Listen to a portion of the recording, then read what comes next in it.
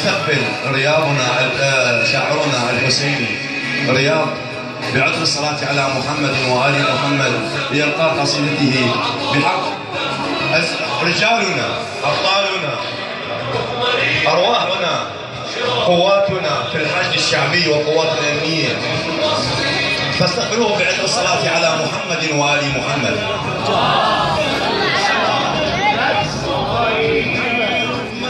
قصيدة بعنوان الأنبارية والحشد الشعبي.